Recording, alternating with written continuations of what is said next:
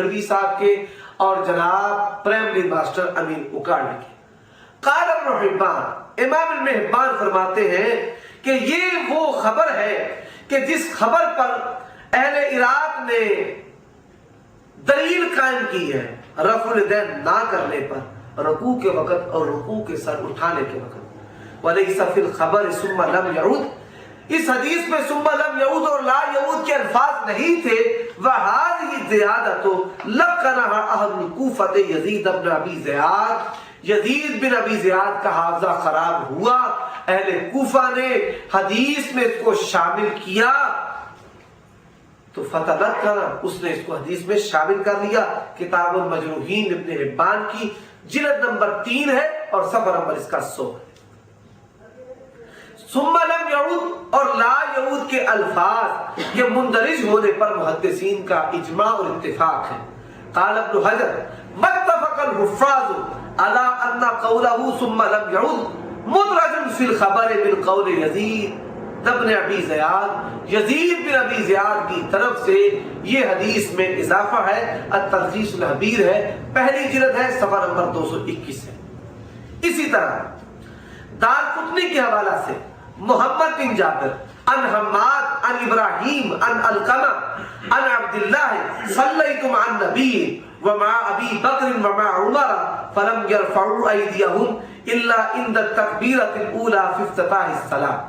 دارقطنی اور دیگر کتابوں کے حوالہ سے یہ روایت پیش کی جاتی ہے، عبداللہ کہتے ہیں میں نے رسول اللہ صلی اللہ علیہ وسلم، ابو بکر اور عمر رضی اللہ تعالی عنہما کے پیچھے نماز پڑھی، وہ شروع نماز میں ہی رفع الیدین کرتے تھے۔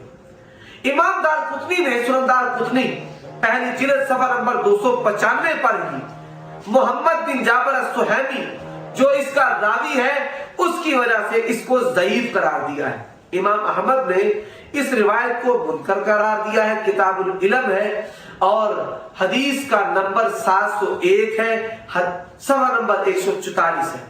ابن الجوزی نے تذکرۃ الموضوعات صفحہ نمبر 78 پر اس کو موضوع من گھڑت قرار دیا ہے، اور میں یہ بیان کر چکا ہوں کہ محمد بن جابر السہیمی جو اس کو بیان کرنے والا ہے اس کی وجہ سے اس روایت کو امام دارقطنی نے ضعیف کہا ہے، اور تہذیب التہذیب جو اسماء الرجال کی کتاب ہے اس میں حافظ ابن حجر رحمہ اللہ نے محمد بن جابر السہیمی کو سخت ضعیف قرار دیا ہے۔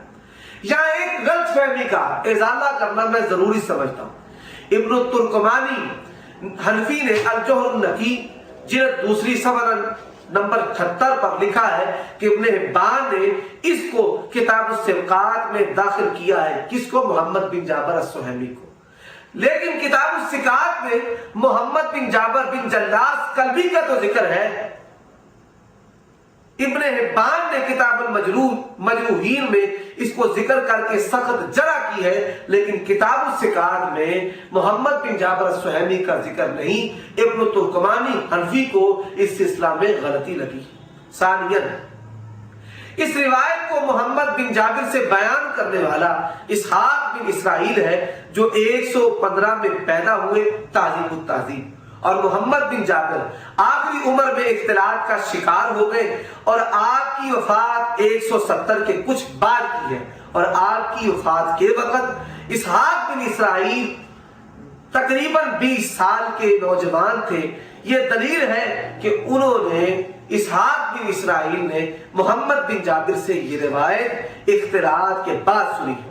ثالثاً حماد بن ابی سلیمان جو اس حدیث کے راوی ہیں، جو محمد بن جابر جن سے بیان کرتا ہے، تہذیب التہذیب ابن حجر میں ہے کہ حماد بن ابی سلیمان آخری عمر میں مختلط ہو گئے تھے، اختلاط کا شکار ہو گئے تھے، اور محمد بن جابر اختلاط کے بعد کا شاگرد ہے۔ امام نور الدین الہیثمی فرماتے ہیں وَلَا يُقْبَلُ حَدِيثُ حَمَّادٍ إِلَّا مَا رَوَى عنہ القدماء شعبۃ وسفیان الثوری ودستوائی ومن عدا هؤلاء رووا عنہ بعد الاختلاط۔ شعبہ، سفیان ثوری اور امام دستوائی رحمہ اللہ تبارک و تعالی جب حماد بن ابی سلیمان سے روایت کرے تو وہ روایت قبول ہوگی، اور جب ان تینوں کے علاوہ حماد بن ابی سلیمان سے کوئی روایت کرے تو وہ روایت بعد از اختلاط کی ہے، لہذا حماد بن ابی سلیمان اختلاط کا شکار ہو گئے اور بعد از اختلاط محمد بن جابر السہیمی یہ روایت بیان کرتا ہے۔ یہ پہلا ضعف کا سبب ہے۔ دوسرا ضعف کا سبب محمد بن جابر السہیمی جو ہے وہ ضعیف ہے۔ تیسرا ضعف کا سبب محدثین امام احمد، امام جوزی رحمہ اللہ اور امام دارقطنی رحمہ اللہ نے اس کو ضعیف قرار دیا ہے، اور اسی طرح محمد بن جابر سے بیان کرنے والے اسحاق بن اسرائیل یہ اختلاط کے بعد محمد بن جابر سے یہ روایت بیان کرتے ہیں۔ ضعیف جمع ضعیف جمع ضعیف ظلمات بعضها فوق بعض، ایسی سخت ضعیف روایت سے رفع الیدین جیسے عظیم الشان مسئلہ پر دلیل لینا یہ کسی اہل حدیث کا کام تو نہیں ہو سکتا۔ ہاں پرائمری ماسٹر اہل تقلید، فرضی مناظرے گھڑنے والے، رسول اللہ کی گستاخی اور توہین کرنے والے اور مغالطات، تلبیسات، دھوکے دینے والے، ان کا تو ہو سکتا ہے، لیکن اہل حدیث کی یہ مجبوری نہیں۔ ما اہل حدیثین دغارہ نہ شناسین، با قول نبی چوں چرا نہ شناسین، ہم اہل حدیث ہیں، دھوکے باز نہیں، اور جب نبی کی حدیث آ جائے تو نبی کی حدیث کے مقابلے میں ہم کسی کے قول کو قبول نہیں کرتے۔ صحیح بخاری میں سیدنا علی رضی اللہ تعالیٰ کا قول موجود ہے، ما کنت عدا سنت النبی صلی اللہ علیہ وسلم بقول احد، کہ میں تو نبی صلی اللہ علیہ وسلم کی سنت کو کسی کی بات کی وجہ سے چھوڑ نہیں سکتا۔ یہ ہے منہج سلف صالحین کا، حضرات محدثین کا۔ امام شافعی رحمہ اللہ، ان سے ایک مسئلہ پوچھا گیا کہ کیا حرم مکی میں زمین کی خرید و فروخت کرنا جائز ہے؟ انہوں نے کہا جائز ہے، اور حدیث پیش کی کہ رسول اللہ صلی اللہ علیہ وسلم فتح مکہ کے بعد تشریف لائے اور آپ نے فرمایا حل ترک لنا عقیل منزلہ، عقیل نے ہمارے لیے تو کوئی گھر نہیں چھوڑا، عقیل نے آبائی مکان فروخت کیے، اگر یہ بیع غلط ہوتی تو رسول اللہ صلی اللہ علیہ وسلم اس کو فسخ قرار دیتے، اس بیع کو بحال رکھنا اس کے جواز کی دلیل ہے۔ اب ان کے مقابلے میں اسحاق بن راہویہ نے ان کو اپنے شیوخ میں سے اکرمہ کی سند کے ساتھ طاؤس کا قول سنایا، وہ غصہ میں آ گئے، کہتے ہیں میں تمہیں رسول اللہ صلی اللہ علیہ وسلم کی حدیث سنا رہا ہوں اور تو مجھے طاؤس کا اور فنا فنا کا قول سنا رہا ہے۔ تو اہل حدیث کا منہج صحیح حدیث ہے، اہل حدیث کا منہج رسول اللہ صلی اللہ علیہ وسلم کی حدیث کو فہم سلف کے مطابق قبول کرنا ہے، اور اپنی عقل کی کسوٹی پر اس کو پرکھ کر رد کرنا نہیں، اور نہ ہی اپنے تقلیدی مذہب کے دفاع میں رسول اللہ صلی اللہ علیہ وسلم کی حدیث کو رد کرنا ہے۔ اس کے علاوہ وہ کچھ آثار پیش کرتے ہیں۔ ابراہیم عن الاسودی قال رأيت عمر بن الخطاب يرفع يديه في اول تکبیرۃ ثم لا يعود۔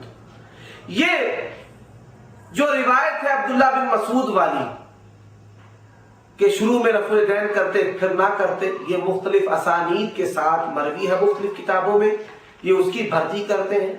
اسی طرح برا بن عازب والی روایت کی مختلف روایات ہیں، اس کی بھرتی کرتے ہیں۔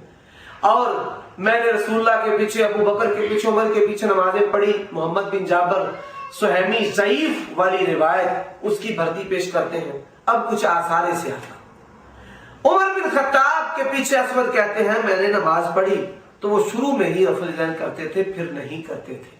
سیدنا عمر رضی اللہ تعالیٰ عنہ کا رفع الیدین کرنا صحیح سند کے ساتھ مسند الفاروق میں موجود ہے، اور یہ روایت جو تقلیدی پیش کرتے ہیں کہ وہ شروع میں ہی رفع الیدین کرتے تھے، یہ طحاوی شرح معانی الاثار وغیرہ میں موجود ہے۔ ابراہیم نخعی کوفی مدلس ہے اور وہ اسود سے بصیغہ ان بیان کرتے ہیں، اور یہ روایت تو احناف کے خود خلاف پڑتی ہے کہ وہ عیدین میں اور وطر میں رفع الیدین کرتے ہیں، اور صحابی جس کی روایت کو بیان کیا جاتا ہے کہ وہ صرف شروع میں کرتے ہیں۔ ایک اثر جو سیدنا علی سے منسوب ہے، ابو بکر نشلی واسم بن کلیب سے، وہ اپنے باپ سے، وہ سیدنا علی سے روایت کرتے ہیں کہ وہ صرف شروع نماز میں رفع الیدین کرتے پھر نہ کرتے۔ یہ شرح طحاوی معانی الاثار کے حوالے سے روایت پیش کرتے ہیں۔ امام سفیان ثوری نے اس کو منکر قرار دیا ہے، جز رفع الیدین میں ان کا ایک قول موجود ہے۔ امام عثمان بن سعید الدارمی نے اس کو راہی قرار دیا ہے۔